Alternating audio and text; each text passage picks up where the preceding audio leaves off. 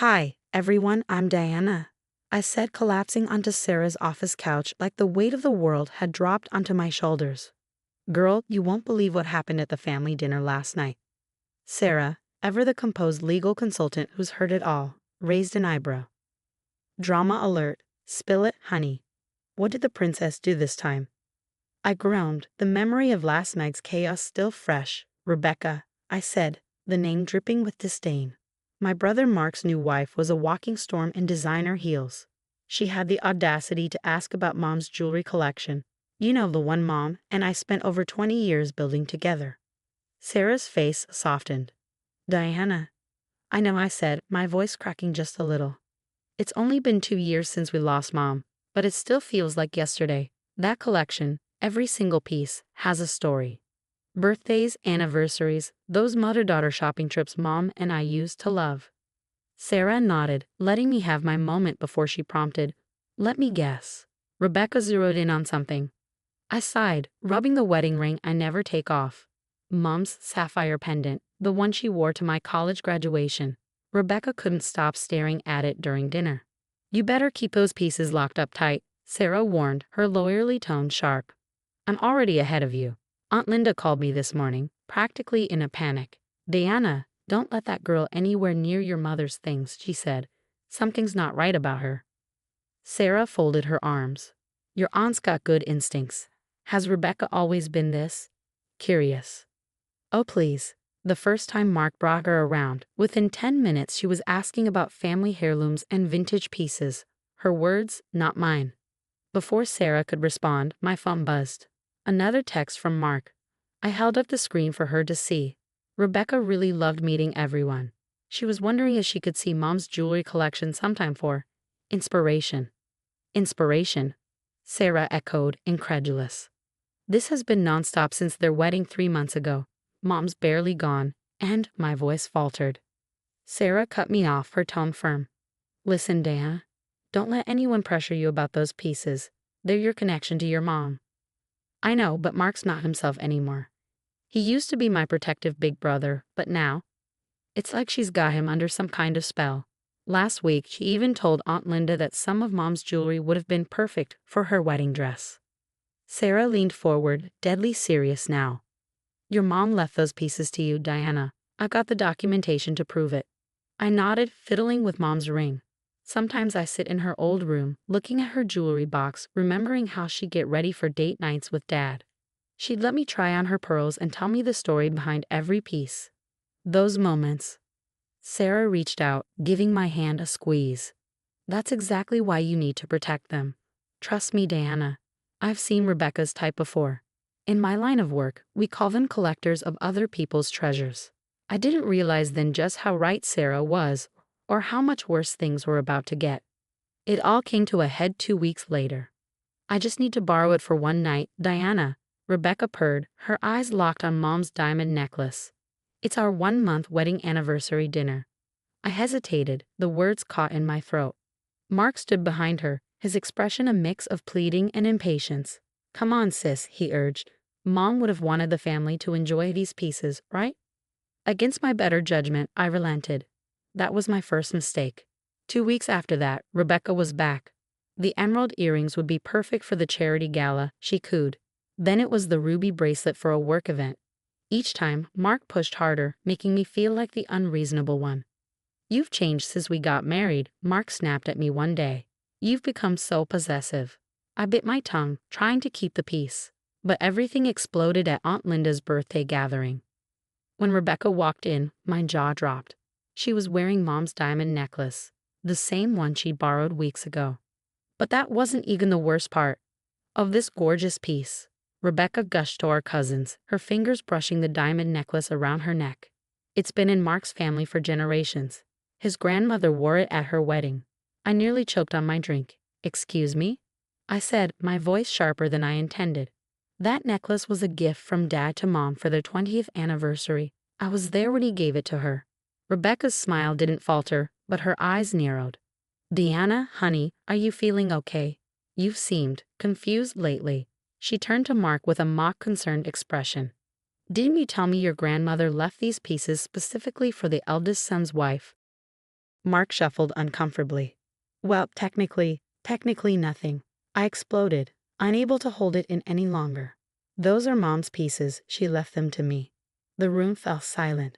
Rebecca's eyes filled with perfectly timed tears as she turned to Mark. I'm just trying to honor family traditions, she sniffed. Mark, she's scaring me. Later that night, as I sat in Mom's room, I discovered more pieces missing from her collection.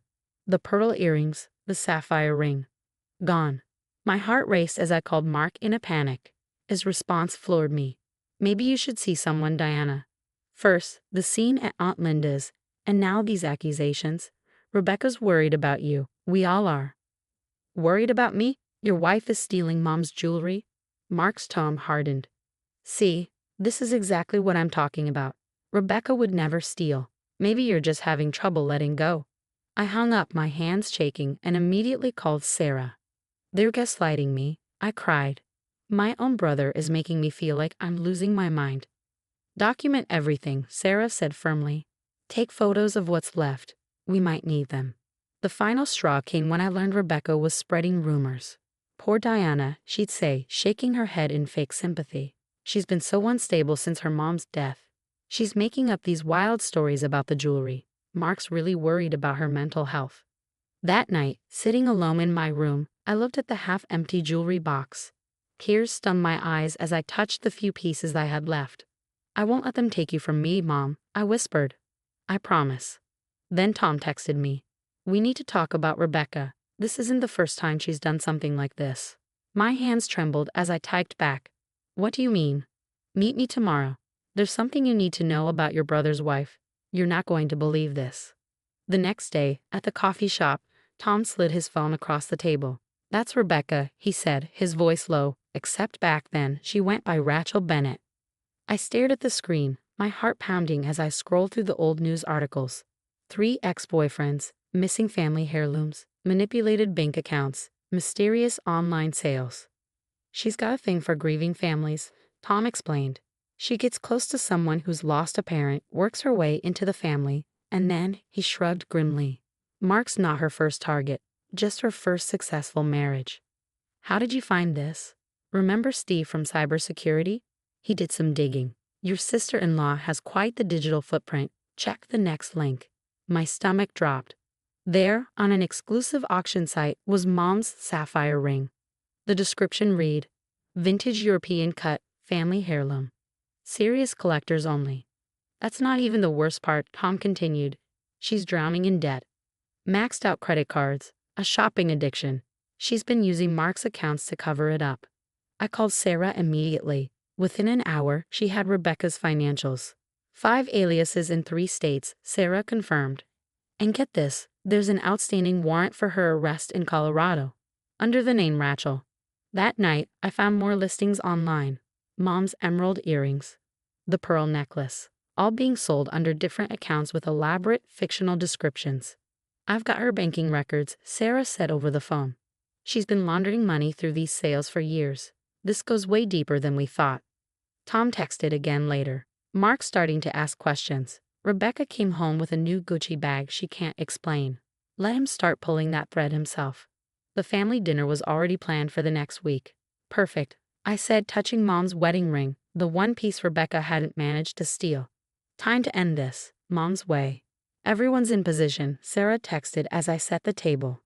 Rebecca swanned in, wearing Mom's diamond necklace, playing the perfect hostess. Oh, Aunt Linda. What's that old album you brought? Just some family memories, dear, Aunt Linda replied, her smile razor-sharp. Actually, I'd love to share these photos now. She opened the album and pointed. Here's my sister wearing this exact necklace on the day she bought it. Rebecca's face twitched. That's impossible. This is a family heirloom. Funny you should mention family, Tom interjected, pulling out his laptop. Because I've got some interesting family photos too. Different name, different hair color. But definitely you, right? The police in Colorado would love to know you're going by Rebecca now. Rachel. What is this? Mark demanded, his face pale. But his voice wavered. I recounted, looking at Sarah as she nodded knowingly. Before Mark could respond, Jason stepped in from the hallway. Rebecca, or should I say Rachel, turned ghost white. Remember me, Rachel. Jason said, his voice calm but sharp. Or was it Rita when you cleaned out my grandmother's estate? The room erupted into chaos as Sarah, Tom, and Aunt Linda laid out the evidence like seasoned prosecutors in a courtroom. Sarah presented the banking records, pointing out the trail of deceit. Tom showed the online listings, scrolling through page after page of Mom's jewelry, each piece painstakingly described for auction. Aunt Linda flipped through receipts and certificates of authenticity, her voice steady with righteous fury. "It's all lies," Rebecca shrieked, backing toward the door.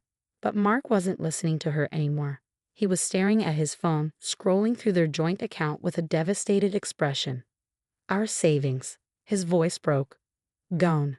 Sarah delivered the final blow, along with half your mom's jewelry collection, sold piece by piece online. Rebecca's defiance cracked. "You don't understand," she pleaded, her eyes darting around the room. She turned to Mark, her voice dripping with desperation. "Baby, they're turning you against me." Mark didn't move. "And like you turned him against me," I said, standing tall. "Made him think I was crazy, unstable." At that moment, the police arrived. Sarah had coordinated everything, the warrants, the fraud charges, the identity theft. It was all over. 2 months later, I sat in Sarah's office, signing the final paperwork. Most of Mom's pieces had been recovered, returned by buyers who had unknowingly purchased stolen goods. Mark, however, was another story. He lost his executive position when the scandal broke. Turns out companies don't like their VPs married to convicted fraudsters.